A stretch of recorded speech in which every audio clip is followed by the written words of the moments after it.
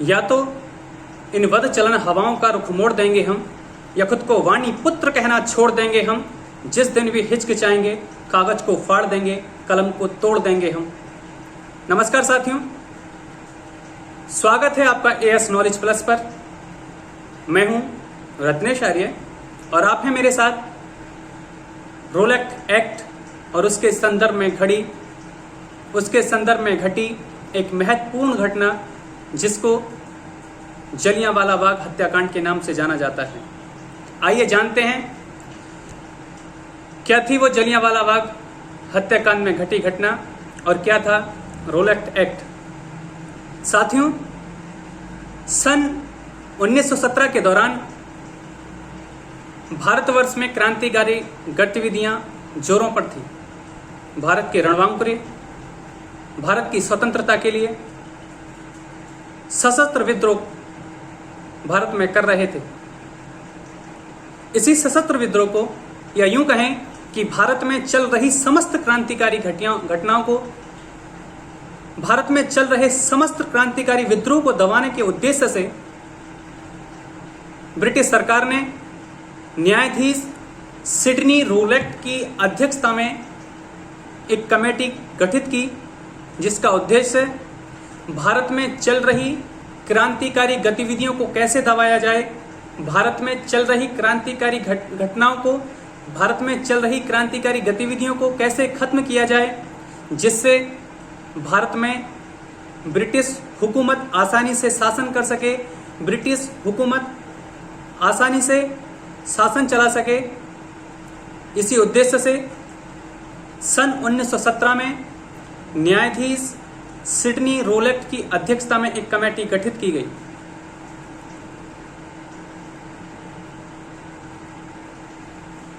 गठित की गई कमेटी की रिपोर्ट्स के आधार पर जो कमेटी सन 1917 में गठित की गई थी, उसी कमेटी की अनुशंसाओं के आधार पर ब्रिटिश सरकार ने रोलेट एक्ट 1919 को पारित कर दिया। दोस्तों, कहा जाता है रोलेट एक्ट बिना वकील, बिना अपील और बिना दलील का कानून था, जिसको काला कानून भी कहा गया। आखिर इसको काला कानून क्यों कहते हैं? दोस्तों, रोलेट एक्ट एक ऐसा कानून था जिसको ब्रिटिश सरकार शक के आधार पर जिसको चाहें, जब चाहें, जैसे चाहें और जहां तक कि बिना मुकदमा चलाए जेलों में जब तक चाहें अपनी इच्छा के अनुसार जेलों में रख सकती थी। ना ही इसकी कोई पूर्व सूचना थी, ना ही इसका कोई आधार था। आधार था तो सिर्फ शक का आधार। ब्रिटिश सरकार केवल शक के आधार पर ही भारतीयों को गिरफ्तार करने में लगी थी। दोस्तों, इस रोलेट एक्ट का भारतवर्ष में, संपूर्ण भारतवर्ष में घोर विरोध हुआ। दोस्तों, इस घटना के दौरान महात्मा गांधी जी का जो साहसिक कदम था, वो कदम था सत्याग्रह। महात्मा गांधी ने भारतवर्ष में सत्याग्रह का आग्रह किया और 6 अप्रैल 1919 को पूरे देश में हड़ताल लागू की गई। इसी दौरान रोलेट एक्ट के विरोध में पंजाब के 2 बड़े नेताओं, या यूं कहें कि पंजाब के वो नेता जो पूरे पंजाब में लोकप्रिय थे, जिनका नाम था डॉक्टर सत्यपाल, दूसरे नेता थे सैफुद्दीन किचलू। ब्रिटिश सरकार ने इन दोनों नेताओं को गिरफ्तार कर जेल में भेज दिया। साथियों,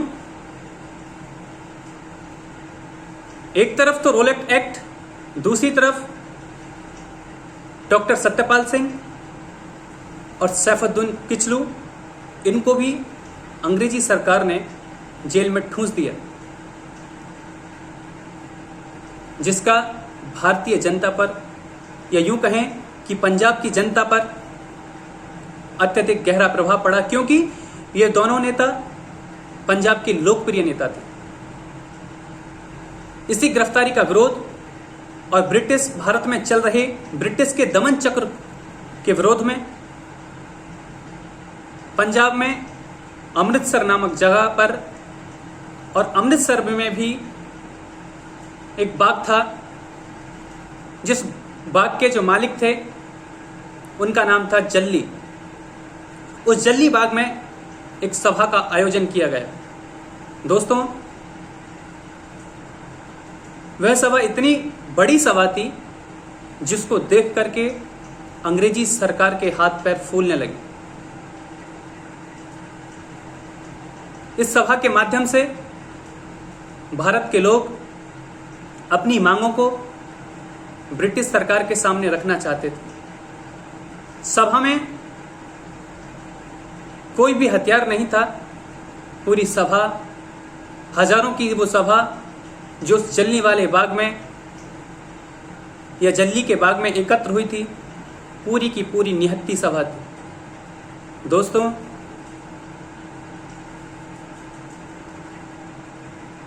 जल्ली के उस बाग में निहत्थी सभा के ऊपर उसको कुचलने के लिए कहा जाता है कि उस सभा के भीतर सरकारी आंकड़ों की अगर हम बात करें तो सरकारी आंकड़ों के हिसाब से 379 या 379 लोगों की ही हत्या हुई थी, ऐसा सरकारी आंकड़ा बताते हैं। जबकि जो वास्तविक हत्या की बात आती है तो लगता है, अनेकों संदर्भों से पता लगता है कि उसमें 389 लोग नहीं मारे गए थे, बल्कि उसमें मारे गए लोगों की संख्या 1000 से भी ऊपर थी। दोस्तों, उस निहत्थी भीड़ के ऊपर जो जलियांवाला बाग हत्याकांड में एकत्रित हुई थी, उस पर जनरल डायर ने गोली चलाने का आदेश दे दिया।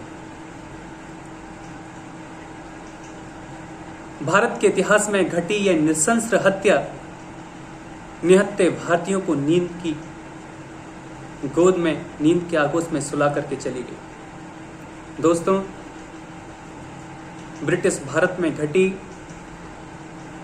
एक ऐसी अमानवीय घटना जिसको भारत के इतिहास में जलियांवाला बाग हत्याकांड के नाम से जाना जाता है, आज भी भारतीयों के जनमानस के मस्तिष्क पटल पर आज भी दिखलाई पड़ती है। दोस्तों, जलियांवाला बाग हत्याकांड के विरोध में कमेटी गठित की गई, ये जांचने के लिए कि गोली चलाने के पीछे का कारण क्या था। वो जो कमेटी गठित की गई उसका नाम था हंटर कमेटी। हंटर कमेटी की जब रिपोर्ट सामने आई तो रिपोर्ट्स कहती हैं कि भीड़ उग्र हो गई थी, और जब भीड़ उग्र हो जाती है तो वो क्रांति का स्वरूप धारण कर लेती है, और उसी को दबाने के लिए जनरल डायर ने गोली चलाने का आदेश दिया। इतनी बड़ी नृशंस हत्या को उस कमेटी के द्वारा एक छोटी सी भूल बता दी गई, और वो भूल किसकी? जनरल डायर की एक छोटी सी भूल बता दी। इसी दौरान ब्रिटिश अखबारों में जनरल डायर को हीरो बना करके पेश कर दिया गया। ऐसा कहा गया कि ये ब्रिटिश का हीरो, ये अंग्रेजों का हीरो। दोस्तों, इस हत्या की गूंज, इस हत्या का दर्द, कितना भयावह दर्द हुआ होगा, सोचिए। कल्पना कीजिए, एक सभा और सभा पर चारों तरफ से गोलियों की बौछार, जिसकी कल्पना मात्र से ही दिल सहर उठता है। दोस्तों, इस देश के रणबांकुरे वीर उधम सिंह ने लंदन जाकर के उस डायर की हत्या कर भारत में हुए जलियांवाला बाग हत्याकांड का बदला लिया। दोस्तों, इससे पहले अंग्रेजों के द्वारा भारत के कुछ प्रसिद्ध लोग या ये कहें कि बुद्धिजीवी लोगों के लिए कुछ उपाधियां दी गई थी। जैसे रविंद्रनाथ टैगोर को नाइटहुड की उपाधि दी गई थी, नाइट की उपाधि दी गई थी।